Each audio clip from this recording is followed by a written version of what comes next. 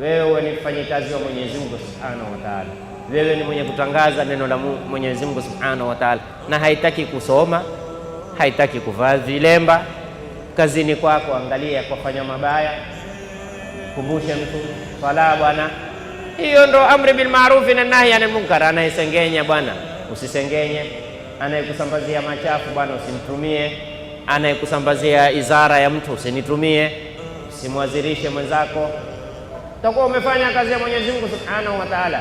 Kila mmoja alinganie kwa kadiri yake. Liyunfiq dhu sa'atin min sa'ati, haikuja kwa ajili ya mali. Ukiona wewe liyunfiq dhu sa'atin, mwenye uwezo wa akili atoe, mwenye uwezo wa afya katika kuitumikia dini atoe, mwenye uwezo wa kilma pia kitoe. Alkalimatu tayyiba, angalia Mtume SAW kuturahisishia hata neno zuri, hata neno zuri.